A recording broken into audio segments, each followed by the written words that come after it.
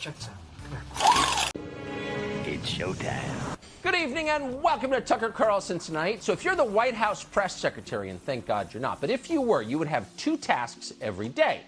You got to learn the president's views on what's happening in the world so you can repeat them. And then you've got to try to remember the names of those weird-looking people sitting in the folding chairs in the briefing room.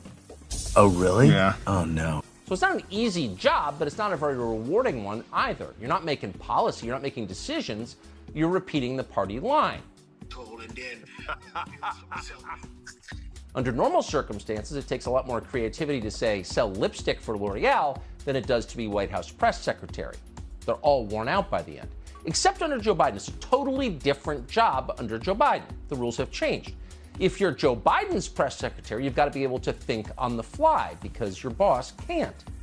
So every time Biden goes outside, you're going to be called upon to translate what he said or explain what he really meant, assuming for the sake of argument that he really meant anything at all. Hey, y'all, come look at this. I know you're frustrated, Biden said today, for example. I can taste it. What does frustration taste like? He's absolutely right. An earthy, slightly unctuous blend of bacon notes, mango, and raspberry with an undertone of saddle leather? Maybe. Joe Biden didn't say. The White House press secretary would know. That's her job. Or to name another example, which United States senators represent the state of Florida and which represent the state of Wisconsin, which is not near Florida? Well, the press secretary would have to know that too in case Biden screws it up, as of course he just did today. Oh, really? Etc. So it's not an easy gig, and it's a particularly tough job when the topics are serious, like nuclear war. A few weeks ago, Joe Biden pledged to overthrow the government of Russia, which is fully capable of waging nuclear war, possessing, as it does, at least 6,000 nuclear warheads. That's not a small thing, starting a global conflagration and ending human life on the planet. We have a problem. We have a problem. So it fell to the press secretary to clean it up. We are not advocating for killing the leader of a foreign country or regime change, Jen Psaki explained, despite the fact that Joe Biden had just advocated for regime change in Russia. So it's a lot of power. How did somebody like Jen Psaki, someone so demonstrably talentless, a humorless gender studies major from Greenwich, how'd this person get this much authority in our government? Good question. Nowadays, it just comes with the job of press secretary. Just hours ago, Psaki explained that federal law no longer applies to mobs of Biden voters. They get to intimidate all the Supreme Court justices they want as long as they're on the right side of abortion. And we're quoting now.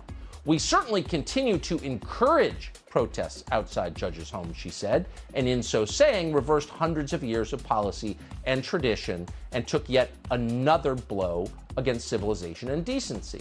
She could do that because she's the press secretary. Really?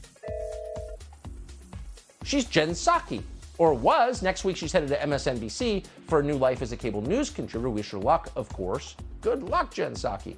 But in the meantime, you've got to wonder who's going to replace her. Who could replace her? Is anyone qualified? Is there another person in this country as shallow, nasty, and partisan as Jen Psaki is? Well, there is. Her name is Karine Jean-Pierre. Listen to Jen Psaki describe Karine Jean-Pierre. First, as you all know, she will be the first Black woman, the first out LGBTQ plus person to serve in this role. The first Black woman and out gay person to speak for the president. Becoming the first Black woman and LGBTQ person. The first Black woman, first openly gay person. The first Black woman, the first openly gay person. The first Black person, first openly gay person. Becoming the first Black person and first openly LGBTQ person to serve as White House press secretary. Oh no, this is much worse. Well, you heard it from Jen Psaki. She's going to be the first, quote, out LGBTQ plus person to be White House press secretary. And thank God.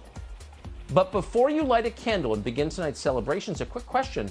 What does LGBTQ plus mean? Hey, Jen Psaki, let us know if you have a minute. Explain every letter in that acronym and specifically what it signifies. We'll wait. Don't hold your breath. She's not going to do it because, like everybody else who uses that phrase, Jen Psaki literally has no idea, no clue at all what it means. It's one of those terms you're not supposed to define. One day you just start using it, LGBTQ+, and anyone who asks what it means is immediately presumed to be in the out group. So it's not actually a word. Words are meant to signify meaning and communicate it to other people. No, it's not that at all. It's a litmus test. And you could fail. Oh, you don't know what LGBTQ+ means? Keep an eye on that person. Hates gays. But whatever, don't ask questions. Karine Jean-Pierre is our first out LGBTQ+ White House press secretary, and that's all you need to know. It's a good thing. Shut up and celebrate. That's why she got the job. No, oh my God, we're screwed, we're screwed. We're really, really, really screwed. She's in the right group, and to the Biden administration, which thinks exclusively in terms of groups and never in terms of individuals, because individuals are messy and inconvenient, the group is all that matters. This is exactly how they pick Supreme Court justices or vice presidents or members of the Federal Reserve Board, and now the all-important press secretary gig has gone to someone on the basis of group. It's really simple. Show us your picture, and we'll tell you if you're qualified for the job. And in many ways, Karine Jean-Pierre is perfect for the job. Not only is she a member of the out LGBTQ+ community, she is also, critically, the product of a private school and an Ivy League college, and yet still oppressed somehow. She is furious at America despite her ample privilege and enraged by its racist systems of oppression. And she's happy to tell you about it. Here she is. When he got elected, I think people thought we were in a post-racial America, and we were not. I think what we learned is that racism was very much real and still very much around. And the obstruction that he saw, the horrible racist rhetoric of having a black family in the White House was very clear, that you felt the hate and you saw the hate. I just think that America has a big problem with race, and it's very real. Really? Yeah, they keep electing Obama and promoting me despite the fact I have no qualifications for the job. Lesson, it's a racist country. Now, there's a word for this, kind of a clever term. It's called cry-bullying, right? Stop hitting me, they say as they punch you in the face. Why do they do it? Well, they do it because it works. You whine about racism, and you get into the best schools, you get promoted, and eventually you run the federal government. And your presence atop the food chain is nothing if not evidence that the country is still racist. It has to be, or you can't justify your job.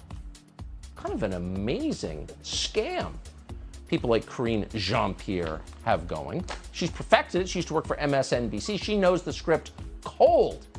Here she is in 2020 yelling some more about racism. Now, if you imagine that COVID came from a lab in Wuhan, which, by the way, is true, then according to Karine Jean-Pierre, you're not a person trying to get to the truth. No.